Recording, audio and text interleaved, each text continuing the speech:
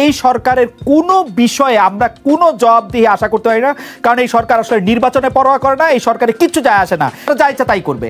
এখন সেটা ভালো কি খারাপ সেটা আরেক তর্ক, আপনি আরেকদিন আরেক এই বিষয়ে নিশ্চিত তর্ক করতে পারেন।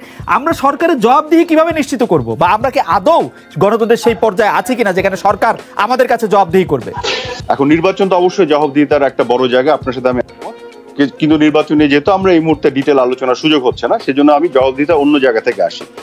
সংসদে তো সরকার জবাব দিচ্ছে সার্বক্ষণিকভাবে, ইভেন একটা বড় নিউজ পেপারে যেসব দুর্নীতির রিপোর্ট আসে সেটারও জবাব মাননীয় প্রধানমন্ত্রী নিজে দেন। তিনি বলেন যে প্রেস মিথ্যা কথা বলে, প্রেস মিথ্যা কথা বলে। খালেদ, একটার মধ্যে আরেকটা কথা ঢুকায় ফেললে কথা হবে না। তিনি কোন পত্রিকা দেখে? প্লিজ জি নো লিসেন, আমি বলি আপনাকে, উদাহরণটা দিতে দেন আমাকে। আপনি প্রেস মিথ্যা কথা বলে অন্য কনটেক্সটে অন্য ইভেন্ট, না না, ধরেন রূপপুরে বালিশকাণ্ড, প্রধানমন্ত্রী সংসদে, ধরেন রূপপুরে বালিশকাণ্ড, প্রধানমন্ত্রী সংসদে কি বলেছেন? আহা, প্রধানমন্ত্রী সংসদে কি বলেছেন? আমাকে কি বলেছেন? জি বলেন। লেট মি ফিনিশ, আমাকে একটু শেষ করতে দেন। জি বলেন। আপনার প্রথম আলো যে একটা রিপোর্ট করেছিল প্রাণী সম্পদ মন্ত্রণালয়ের চেয়ারের দাম নিয়ে, সেটার উত্তর তো প্রধানমন্ত্রী খুব সুন্দর করে দিয়েছিলেন। দেওয়ার পর উনি বিনয়ের সাথে বলেছিলেন যে আপনাদের কাছে একটাই অনুরোধ থাকবে, আপনারা অবশ্যই সরকারের দোষ ত্রুটি থাকলে ধরিয়ে দেবেন, কিন্তু অসত্য জিনিস বলবেন না। উনি তো বলেছেন। এবং পদ্মা সেতু নিয়ে যেসব মিথ্যাচার হয়েছে, সেই জবাবদিহিতা উনি দিচ্ছেন। এখন আপনি প্রথমে বললেন যে ভাই জবাবদিহিতাই নাই, যখন উদাহরণ দিচ্ছি জবাবদিহিতা আছে তখন বলছেন ধমক দিয়ে দিচ্ছেন। তাহলে এটা তো নেভার এন্ডিং কমপ্লেনে চলে যাচ্ছে। এইজন্য বলছি জবাবদিহিতার এটা আপনার কাছে ধমক মনে হচ্ছে, ধমক না। উনি যদি কনফিডেন্টলি কোনো কথা বলেন, আপনি ইন্টারপ্রেট করছেন ধমক হিসেবে। ধমক দিয়ে বললো জবাব তো দিচ্ছেন। আমার কথা হচ্ছে সংসদে জবাব দিচ্ছেন, টক শোতে যেসব কথা হচ্ছে সেগুলোর উত্তর দিচ্ছেন, প্রেস কনফারেন্সে উত্তর দিচ্ছেন, এবং উনি বিভিন্ন অনুষ্ঠানে কথার মাধ্যমে উত্তর দিচ্ছেন যেগুলো গোটা বাংলাদেশে চলে যাচ্ছে। এবং শুধু উনি দিচ্ছেন না, ওনার মন্ত্রীরা, ক্যাবিনেটের সদস্যরাও উত্তর দিচ্ছেন। এবং ওনার যে দলের যে আপনার সাধারণ সম্পাদক, যিনি সেতু মন্ত্রীও বটে, উনি তো দুদিন পর পরই সংবাদ সম্মেলন করে বিভিন্ন যে প্রশ্ন উঠছে, যেগুলো নিয়ে কথা হচ্ছে, এগুলোর উত্তর দিচ্ছেন। এবং শুধু সেটি নয়, আবার যৌক্তিক যে প্রশ্নগুলি উঠছে সেই প্রশ্নগুলো উনি অ্যাকশন নিচ্ছেন, সেগুলো শুধরে নিচ্ছেন, চেঞ্জ করছেন, পরিবর্তনও করছেন। কাজে আমি মনে করি বাংলাদেশের বাস্তবতায় জবাবদিহিতার যে অতীত আমরা দেখেছি, সেই তুলনায় এই মুহূর্তে জবাবদিহিতার অনেক জায়গা তৈরি হয়েছে এবং এটা হচ্ছে। আমি মনে করি এটা আরো অগ্রসরমান এগিয়ে যাচ্ছে, এটা ইমপ্রুভ করেছে, যেটা আমার মনে হয়। আরাফাত ভাই, আমি একটা একটা করে বলি। বিচার বহির্ভূত হত্যাকাণ্ডের কথা আসছে, সেইটাতে আপনি প্রধানমন্ত্রীর কাছ থেকে আমরা কি জবাব পেয়েছি? দুর্নীতিতে অর্থ লুটপাট, পাচার, নানা রকম কথা এসছে, এটা থেকে আমরা প্রধানমন্ত্রী থেকে কি কথা পেয়েছি? 2-4টে তিতাসের মিটার রিডার, তো অমুকের অমুক তমুক, ওরকম 2-4জন লোক ছাড়া আমরা কোথায় দেখেছি যে এর সর্বোচ্চ জায়গায় গিয়ে আমরা এটা দেখতে? আমরা কোথায় দেখেছি যে সচিবরা দিনের পর দিন দুর্নীতি করেছেন এবং তারা কানাডায় বাড়ি বানিয়েছেন? সেটা আমাদের অর্থমন্ত্রীকে বিস্মিত করেছে। তো সেইগুলির জবাব আমরা কোথায় পেয়েছি? কোথায় আমরা ন্যায় বিচারের জবাব পেয়েছি? আমরা দেখেছি যে কারো কোনো সমালোচনা করলে তার মানে সেটা ফেসবুকে অন্য কিছু, তার শাস্তি হতে, কিন্তু সেই মান সম্মান কি শুধু মোহাম্মদ আরাফাতেরই আছে? খালেদ মহিউদ্দিনের নাই? জাফরুল্লাহ চৌধুরীর নাই? বিপরীত কেউ আমরা কি দিনের পর দিন শুনতেছি না যে মানে তো মানে কোথায় এটি আপনি কোথায় জবাব দিতে দেখেন? আচ্ছা, আপনার প্রশ্নের উত্তরটা আমি এভাবে দিব। আপনি তাহলে মাননীয় প্রধানমন্ত্রী সংসদের বক্তব্যগুলো ফলো করেন না, কারণ আমি ফলো করি, এবং শুধু ফলো করি না, তার জবাবগুলো আমরা নিয়ে এটাকে আবার সুন্দর করে ফেসবুকে পোস্ট করি দিনের পর দিন। কাজে প্রত্যেকটা ইস্যু যেগুলো আপনি বললেন, আপনাকে আমি পাঠিয়ে দিব। উনার বক্তব্যগুলোর প্রত্যেকটা ক্ষেত্রে উনার জবাব আছে এবং যৌক্তিকভাবে জবাব আছে, বিনয়ের সাথে জবাব আছে প্রত্যেকটা ক্ষেত্রে। শুধু জবাব নাই, বালিশকাণ্ড, পদ্মাকাণ্ড যেগুলো বলছেন সেগুলো নিয়ে উত্তর, সেগুলো নিয়ে অ্যাকশন আছে, সেগুলো তো এখন জেল খাটছে। আমি আর আপনি কি দুইটা ডাইমেনশনে বাস করি? আমি তো বালিশকাণ্ড নিয়ে শেখ হাসিনা, আমি কি দুইটা ডাইমেনশনে বাস করি নাকি? বালিশকাণ্ড নিয়ে শেখ হাসিনার জবাব আমি শুনেছি। আমার উত্তর হচ্ছে শেখ হাসিনা, বালিশকাণ্ড নিয়ে শেখ হাসিনা যদি আমার উত্তরের চেয়ে বড় হয়ে যায়, খালেদ, প্রশ্ন উত্তরের চেয়ে বড় হয়ে যায় তাহলে তো মুশকিল। আপনি বালিশকাণ্ড নিয়ে শেখ হাসিনা বক্তব্যটা আমাকে একটু বলেন তো। আর বালিশকাণ্ড নিয়ে শেখ হাসিনা জবাবটা একটু বলেন তো। বালিশকাণ্ড নিয়ে শেখ হাসিনার বক্তব্য স্পষ্ট, উনি ক্লিয়ারলি বলেছেন যে যেখানে যে অন্যায় করবে সেটা তদন্ত করে বিচার হবে, এবং শুধু বলেননি, তদন্ত করে বিচার হয়েছে, হয়ে এখন জেল খাটছে বালিশকাণ্ডে। এবং আপনি দেখেন প্রাণী সম্পদ মন্ত্রণালয়ে যখন বলা হয়েছে এক সেট চেয়ার, মানে যেখানে মাল্টিপল চেয়ার, অনেকগুলো চেয়ারের দাম, একটির চেয়ারের দাম হিসেবে উল্লেখ করে আপনার ভুল রিপোর্ট করেছে প্রথম আলো, সেটিকে উনি সুন্দর করে ব্যাখ্যা করেছেন এটি একটি চেয়ারের দাম নয়, এটি অনেকগুলি চেয়ারের দাম। তো যেখানে ওনার ব্যবস্থা নিতে হচ্ছে ব্যবস্থা নিচ্ছেন, যেখানে ব্যাখ্যা করতে হচ্ছে ব্যাখ্যা করছেন। শুধু সেটি নয়, এই যে ধরেন খিচুড়ির রান্না শেখা নিয়ে যে কথাটি উঠলো, সেখানে প্রশাসন উত্তর দিয়েছে যে ভাই খিচুড়ি রান্নার কথা আমাদের এই প্রস্তাবনায় উল্লেখই ছিল না, গণমাধ্যমের হেডলাইনে এটা ছিল, এবং আমরা যেটা বলেছি এটা প্রস্তাবনা, যেটা প্ল্যানিং কমিশনে যাবে। বলা হয়েছে যে মিড ডে মিল যে ম্যানেজমেন্ট ব্যবস্থাপনা শেখার জন্য একটা রাখা হয়েছে। প্ল্যানিং কমিশন ব্যবস্থাপনা নাকচ করলে এটা হবে না। কাজেই প্রশাসন থেকে আপনার জবাব দিচ্ছে প্রতিনিয়ত, প্রধানমন্ত্রী শুধু না, তার ক্যাবিনেটের সবাই জবাব দিচ্ছে। জবাবদিহিতার পুরো জায়গাটা তো পরিপূর্ণভাবে আছে আমি দেখছি। এটার সাথে নির্বাচনের যে সংশ্লিষ্টতা আপনি বললেন, সেই জায়গাটা বড় আলোচনা, এটা দীর্ঘ পরিসরে আলোচনা করা যাবে। আরাফাত, আমাদেরকে দ্রুত আপনি যদি এটা নিয়ে মন্তব্য করেন প্লিজ। আপনার একটু বলি, আমার মনে হয় ডাক্তার জাফরুল্লাহ সাহেবকে আমি ব্যক্তিগতভাবে খুব পছন্দ করি। ওনার মধ্যে একটা খুব শিশু একটা মন আছে, হ্যাঁ, এটা ওনার খুবই একটা পজিটিভ জিনিস। এই কারণে আমি ওনাকে ভালো লাগে, পছন্দ করি। এবং উনি একমাত্র ব্যক্তি, দেখুন, আমি যেটা খুব অ্যাপ্রিসিয়েট করি, উনি কিন্তু এই যে বলাৎকার বিষয় নিয়ে কথা বললেন, উনাকে নিয়ে যারা টানা হ্যাচড়া করে, তাদের যে মানববন্ধন বিভিন্ন প্রোগ্রামে নিয়ে যায়, সেই সাথে যারা আছে তারা কেউ কিন্তু সাহস করে এটা নিয়ে কথা বলেননি। উনি কিন্তু বলেছেন, এর জন্য আমি ওনাকে প্রশংসা করি। এবং উনার ওই শিশুতোষ মনের জায়গা থেকে উনি এই কথাটি বলছেন, এটা আসলে এরকম না। এবং উনার সেই ওই খুব ইনোসেন্ট জায়গা থেকে উনি ভাবছেন যে সরকার হয়তো মদত দিয়ে আপনার এই মৌলবাদীদের নামিয়েছে, বিষয়টি আসলে একেবারে এরকম না।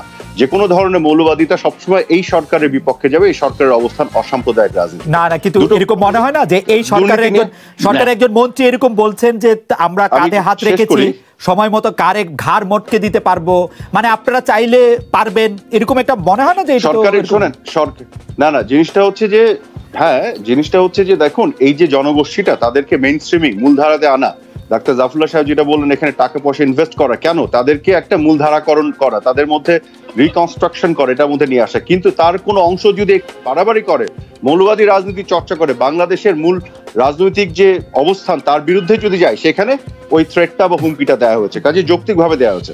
আমি দুর্নীতি নিয়ে দুটো কথা বলি, একটু জবাবদিহিতাতে আর একবার আসছি। দুর্নীতি নিয়ে আমি মনে করি এই সরকার যেটি করেছে, দীর্ঘদিন ধরে আমাদের দেশে দুর্নীতির যে ময়লা জমেছিল কার্পেটে, সেই কার্পেটটা ঝাড়া দিয়েছে। ঝাড়াটা এই কারণে দিয়েছে, এই কারণে যে দুর্নীতিটা ধরার চেষ্টা করছে তারা। কার্পেট ঝাড়া দেওয়াতে যেটা হয়েছে, আপনার ধুলাটা ছড়িয়ে যাচ্ছে, চারিদিকে দেখা যাচ্ছে দুর্নীতিটা বেশি।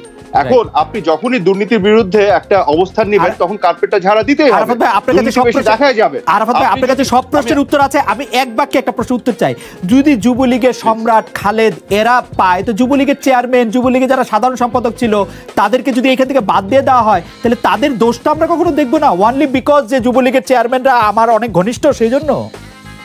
মানে যুবলীগের এই লোক যদি চাঁদাবাজি করে, যুবলীগের এইটা যদি যুবলীগের চেয়ারম্যান কি দায়িত্ব আর এড়াতে পারে? মানে বাংলাদেশে কখনো আপনাকে দেখতে হবে না।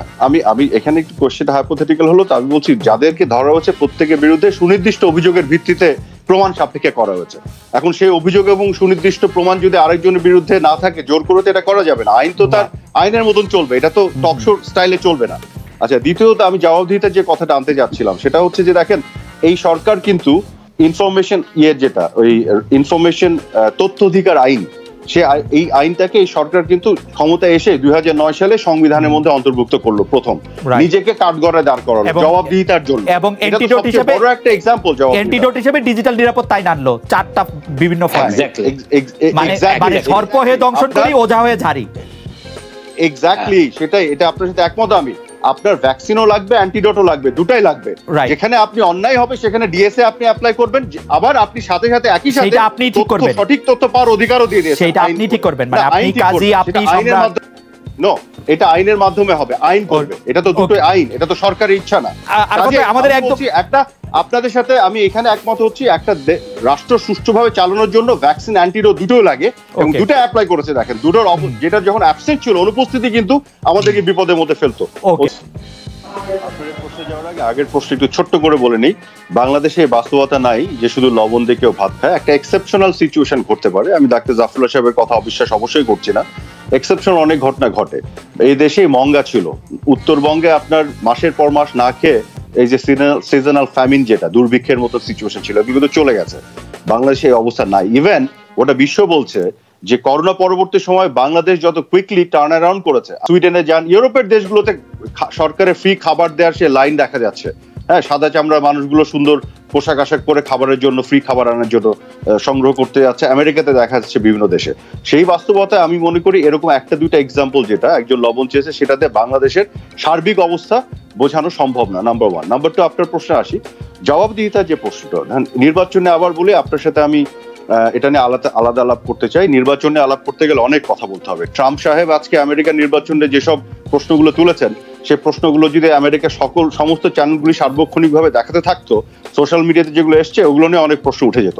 কাজে আমি মনে করি না বাংলাদেশের নির্বাচন ত্রুটিমুক্ত, এখানে ত্রুটি আছে, কিন্তু এই ত্রুটিগুলো যা না তার চেয়ে যেভাবে out of the context, out of proportion blow করা হয়, সেগুলোর মধ্যে আমার মনে হয় 2018 সালের নির্বাচন নিয়ে বাংলাদেশে অনেক কম আলোচনা হয়েছে। প্রশ্নের উত্তরটাই শেষ করতে হবে। 2018 সালে ওই আলোচনাটা আমি করেছি।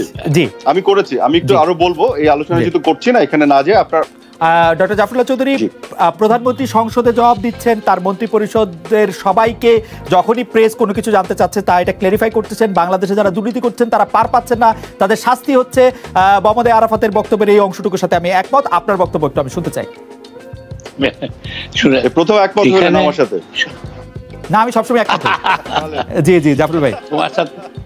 হ্যাঁ, আজকে সরকার সবসময় অ্যাটেনশন ডাইভার্সন করছে।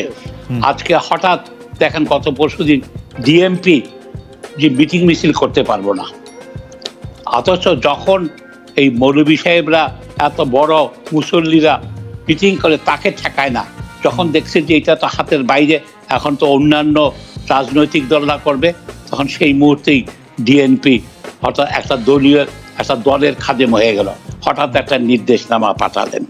আজকে যে গোল্ডেন মুনিরে তার 2012 সনের মামলার চার্জশিট হলো 2020 সনে। সুতরাং এটা হলো কি দুর্নীতি দমনের দায়িত্ব। এনাদেরকে যখনই দু একটা ঘটনাকে দেখানো হয়, লোকজন আমরা খুশি হয়ে যাই যে দুর্নীতি দমন হচ্ছে। দুর্নীতিতে প্রত্যেকটা জায়গাতে সরকারের বিভিন্ন না, প্রত্যেকটা জায়গাতে এটা ভেক্টর জাফরুল্লাহ ভাই, কিন্তু এইটা কি মনে হয় না যে গোল্ডেন মনিরের যত টাকা আছে, সরকার যদি অতটাই দুর্নীতিগ্রস্ত হতো, গোল্ডেন মনির তাদের টাকা দিয়ে কিনতে পারতো সরকারের এই যন্ত্রগুলিকে? না না, তাদের তো সরকার তো এই দুর্নীতির অংশ, পয়লা অংশ দুর্নীতি করিয়েছে 2018 সনের রাতের বেলার ভোট ডাকাতির মাধ্যমে। এখানে পুলিশরা আজকে সরকারের কথা শুনে না। সুতরাং এইসব জায়গাতে আমাদেরকে, আমি মনে করি জবাবদিহিতার যে প্রশ্নটা নিয়ে আপনি আলাপ করেছেন এটা অনেক পরিচ্ছন্ন। এটার একটা কারণ বাংলাদেশের শাসন ব্যবস্থার পরিবর্তন দরকার। এত কেন্দ্রিকতা থাকলে একটা এটাতে এইসব কোনো কিছুর অবসান হবে না। কিন্তু জাফরুল্লাহ ভাই একটু থিওরিটিক্যালি বলেন তো, আসলে যদি সরকার জবাবদিহির ব্যাপারে উৎসাহী হতো, আরাফাত ভাইয়ের এই বক্তব্যের সাথে একমত, সেটা আমি সার্কাস্টিক্যালি বলেছি, কারণ বাংলাদেশের সরকার কখনো কোনো পর্যায়ে কোনো জবাবদিহি আকর্ষণ মানে জবাবদিহি চায় না। কিন্তু জবাবদিহি যদি চাইতো, তাইলে সব মানুষ আমরা জবাবদিহিতেই চাইতে থাকতাম এবং সরকারের বেশি সময় লাগতো খালি জবাবদিহি করতে করতেই, 17 কোটি জবাবদিহি করতে হতো। তা এটা তো অবশ্যই সরকার জবাবদিহি করে, তারা সবকিছু এগিয়ে যান, আমাদের দৃষ্টি অন্যদিকে নিয়ে যাচ্ছেন। এতে আসলে ক্ষতিটা সরকারেরই হচ্ছে। সরকারের আজকে প্রতিটি জায়গায় বিশৃঙ্খলতা, আজকে বিনা বিচারের হত্যা বাড়ছে, ইয়াবা আবিষ্কার বেড়েই যাচ্ছে, আজকে হিন্দুর বাড়িঘর আক্রমণ হচ্ছে, আজকে সব জায়গাতে আজকে আলেমদেরকে অকারণে বিব্রত অবস্থার মধ্যে পড়তে হচ্ছে। সবকিছুতে এটাতে এরা এখন বুঝতে পারছে, সেই জন্য তারা হঠাৎ করে তাদের সরকারের যতটুকু লাভ হওয়ার লাভ হয়েছে, ছাত্রলীগকে আবার প্রতিষ্ঠা করেছে, আবার শাহবাগে এসে বক্তৃতা, আগে এতদিন সেখানে মাঠেই নামতে পারছিল না, তারা মাঠে নেমে গেছে। এই জাতীয় জিনিসগুলি, এটাতে আলটিমেটলি কিন্তু সরকারের লাভ হচ্ছে না, মানে সরকারের লাভ হচ্ছে। জাফরুল্লাহ ভাই, সরকারের লাভ আমি আপনি কি করে বুঝবো? শেখ হাসিনা তো টানা 3 বার প্রধানমন্ত্রী থাকছেন, লাভ হচ্ছে বলেই তো থাকছেন না। 3 বার প্রধানমন্ত্রীর চেয়ার দখল করেছেন, কিন্তু লাভ যদি সেটা হলে তার নিশ্চয়ই আওয়ামী লীগের লাভ হয়েছে। আজকে সেই জন্য আওয়ামী লীগের কর্মীদের ভয় যে আমরা বাঘের উপরে চড়েছি, নামলে বিপদ আছে, ওই বাঘ খেয়ে ফেলবে। জনতার রুদ্র রোষ আমরা টিকতে পারবো না, সেই জন্য নামবে না। এইটা না নামবে না, বুঝেছি। এই করে এটাও একটা ভুল। তাকে গণতন্ত্রের কথা, এই যে আমরা যে কথায় কথায় মুক্তিযুদ্ধের চেতনার কথা বলি, তার প্রতি অন্তরে বিশ্বাস রাখতে হবে। সেটা করলে আসলে আওয়ামী লীগেরই লাভ হবে। যেমন ধরেন আজকে আওয়ামী লীগের আমার প্রধানমন্ত্রী উনি কঠিন পরিশ্রম করেন, আমি দেখেছি, কিন্তু উনি আর আজকাল জনসম্মুখে বের হন না। ওটা করোনাই একমাত্র কারণ না, উনি অন্তরীণ আছেন, উনি গৃহবন্দী আছেন, উনাকে দিয়ে যা বলাচ্ছে তাই বলছে। উনি খুব বুদ্ধিমতী, ওনার এই চতুরতা দিয়ে এইসবই না, উনি সারাদিন কাজ করে তাদের নামাজও পড়ে। আপনি কি বলতে উনি চাচ্ছেন খোদার যে কাছে- শেখ হাসিনা যা বলতে চাচ্ছেন না তা তাকে দিয়ে বলানো হচ্ছে? আমি তাই মনে করি। কে বলাচ্ছে তাকে দিয়ে? মোহাম্মদ আরাফাত? মোহাম্মদ আরাফাত মোহাম্মদ আরাফাতের পুরাপুরি নেই। মোহাম্মদ আরাফাত যদি আরো একটু কাছে থাকতো আমার মনে হয় দেশের অনেকটা লাভ হতো। আমার মনে হয় যে জাফরুল্লাহ ভাই যা বলেছেন সেই জায়গা থেকে আমরা এটা আসি।